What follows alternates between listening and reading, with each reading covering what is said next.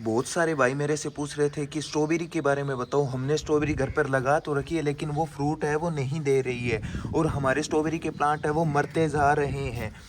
क्या कारण है? तो मैं आज आपको ऐसी 6 बातों के बारे में बताऊंगा जिनको आपको ध्यान में रख के अपने प्लांट की है वो केयर करनी है, और विंटर सीजन के अंदर आपको किस प्रकार से अपने स्ट्रॉबेरी प्लांट की है वो केयर करनी है। वो सारी की सारी कंप्लीट बातें मैं आपको बताऊंगा, और साथ में बताऊंगा भी इसको कौन सी खाद देनी है, कैसे इसका ध्यान रखना है। वो सारी की सारी कंप्लीट बातें मैं आपको इस एक वीडियो में देने वाला हूँ। तो वीडियो को बिना स्किप किए हुए अंत तक ज़रूर देखना, ठीक है ना फ्रेंड्स। सबसे पहला जो स्ट्रॉबेरी प्लांट के अंदर जो काम करना है वो है जगह का सही स्थान अपने घर में देना।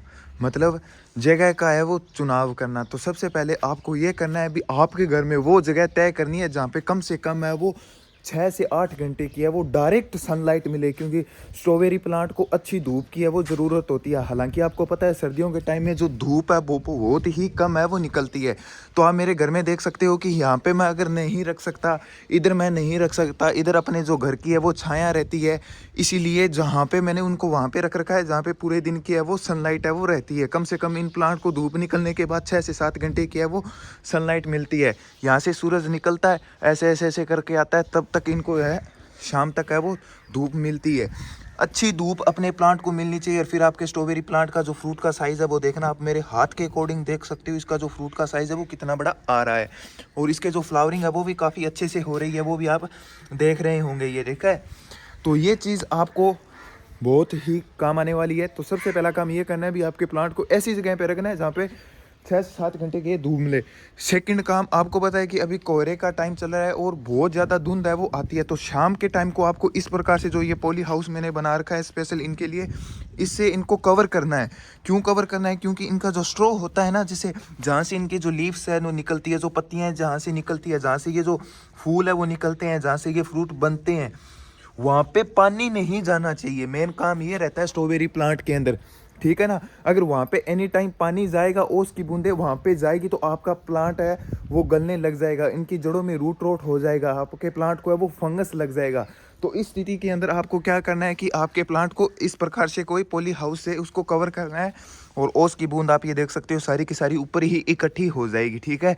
सुबह के टाइम पे जब धूप निकल जाए तब आपको ये पॉली हाउस को हटा देना है, ताकि आपके प्लांट को अच्छे से है वो धूप मिले, ठीक है। 2 काम ये करने हैं। थर्ड काम आपको मेन ये करना है भी जब आपके प्लांट की जो पत्तियां हैं वो पीली पड़ने लग जाए या सूखने लग जाए। और मेरे प्लांट की जो पत्तियां वो पीली इसलिए पड़ रही थी क्योंकि मैंने जब इन प्लांट को ख़रीदा था तब इनको ये लाल मिट्टी के अंदर लगे हुए थे। हालांकि जो मेरे रेगुलर व्यूअर्स हैं वो तो मेरी वीडियोस देखते हैं, उनको पता है, ठीक है ना। तो रिपोर्ट करने के बाद जो पुरानी वाली पत्तियां हैं वो पीली पड़ रही है, तो इनको आपको कट करना है ताकि आपके प्लांट का है वो न्यूट्रिशन है वो ख़राब ना हो, ठीक है। और जब भी आप इन पत्तियों को कट करो तो ध्यान रखना भी इस प्रकार से पूरा पीछे से आपको कट करना है, और कैंची हमेशा शार्प कैंची लेनी है, इस प्रकार से बिल्कुल साफ़ सुथरी। जंग वाली कैंची आपको बिल्कुल भी नहीं लेनी है, स्टेनलेस स्टील वाली कैंची ही यूज़ करनी है। अच्छा प्रूनर आपके पास होना चाहिए, इस चीज़ का आपको विशेष ध्यान रखना है। और इस प्रकार से आराम से धीरजाई से आपको है वो काम करना है, और जितनी भी इसकी पीली पड़ी हुई पत्तियां हैं ना उनको सभी को कट करना है आपको। तो मैं जल्दी जल्दी से पहले इनकी जो पत्तियां हैं वो कट कर देता हूँ, फिर नेक्स्ट जानकारी आपको है वो देता हूँ। ये देखो फ्रेंड्स, मैंने इनकी जितनी भी येलो हो रही पत्तियां थी और जितनी भी डेड लीफ थी ना, जो सूख गई पत्तियां थी, उनको सभी को कट कर दिया है। अब आप ये देख सकते हो। और अभी अपन क्या करेंगे, इसके अंदर आपको थर्ड काम ये करना है, फोर्थ काम ये करना है कि आपका फ्रूट मिट्टी के टच नहीं होना चाहिए। अगर आपका फ्रूट मिट्टी के टच होगा तो आपके फ्रूट के है वो फंगस लगेगा और आपका फ्रूट है वो गल जाएगा। तो इससे बचाने के लिए इसमें मल्चिंग बहुत ज़रूरी काम होता है। तो आपको अपने प्लांट के अंदर है मल्चिंग करनी पड़ेगी। संदीप 2 मिनट।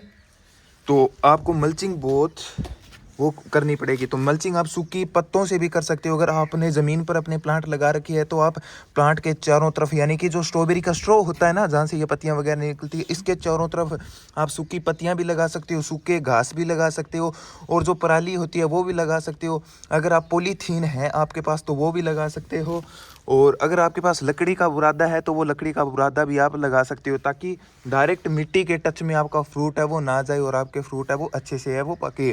तो अब अपन अपने प्लांट के अंदर क्या करेंगे, मल्चिंग करेंगे, ठीक है ना। इस प्रकार से जब फ्रूट आने लग जाए तब आपको ये काम ज़रूर करना है।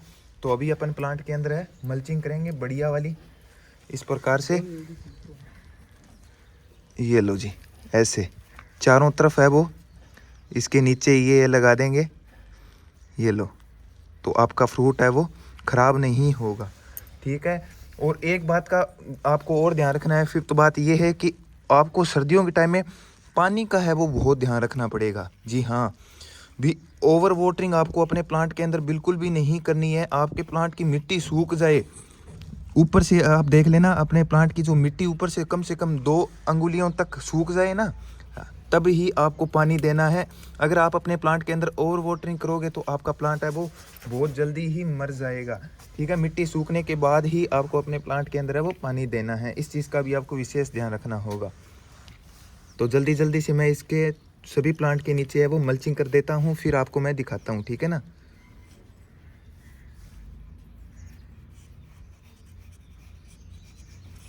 जा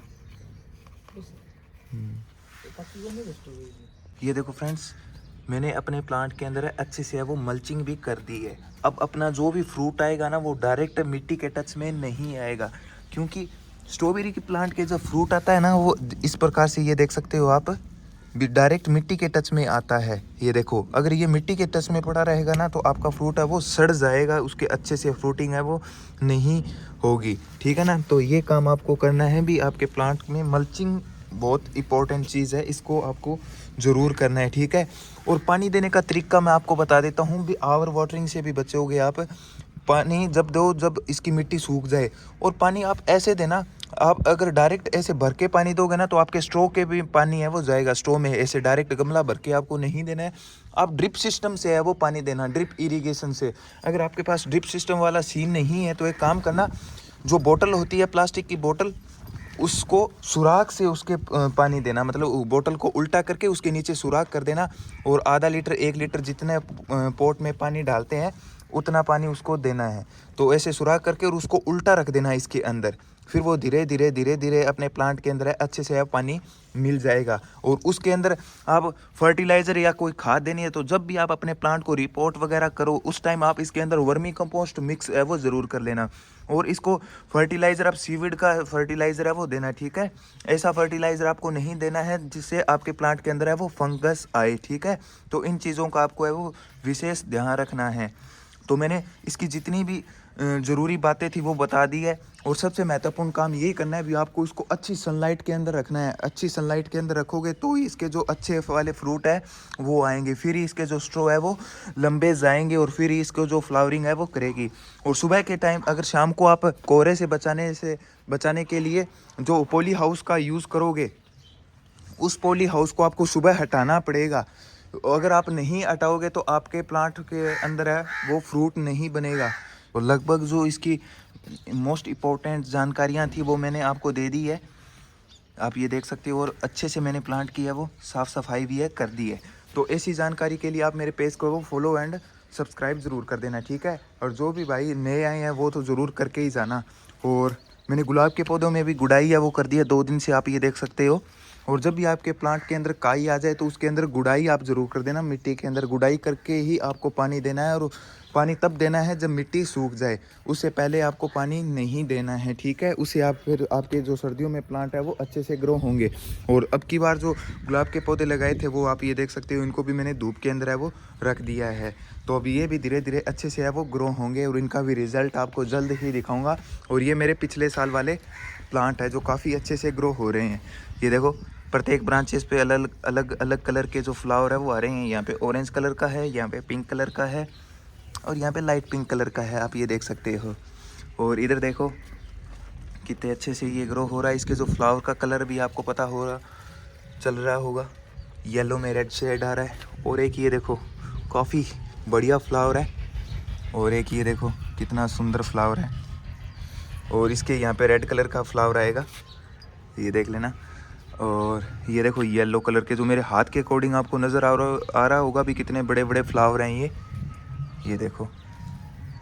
तो फ्रेंड्स, इसकी लगभग मैंने आपको ज़रूरी बातें हैं वो स्ट्रॉबेरी प्लांट के बारे में है वो बता दी है। तो फ्रेंड्स आज की वीडियो आपको कैसी लगी, अच्छी लगी हो तो like comment share and subscribe ज़रूर कर दीजिएगा। मिलते हैं नेक्स्ट वीडियो में कुछ नई गार्डन टिप्स के साथ, तब तक के लिए टाटा। और जल्द ही अपन जो न्यू प्लांट लेके आए थे उनको भी है वो ग्रो करेंगे, जो सामने आप देख रहे हो पीस लिली वगैरह उनको भी ग्रो करेंगे, ठीक है ना। ये देखो फ्रेंड्स, यहाँ पे मोरों के रहने का आवास बना दिया गया है। नीचे ये जो कीकर के जो छोटी टहनियाँ होती है वो, और ऊपर पराली रख के तो नीचे इनका जो घर है वो बन जाएगा ऑटोमेटिक। यहाँ पे दाने हमने डाल दिए हैं। और मोर वो देख रहे हो आप, अभी दिखाता हूँ मैं आपको, वो देखो कतार में चलते हुए, ये देखो। बंद तो कर दे। हाँ एक बार खुलो पड़ी आई थिंक। वो देखो रे।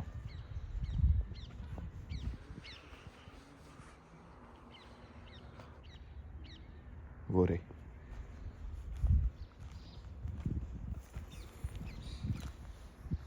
तो फ्रेंड्स ज़्यादा से ज़्यादा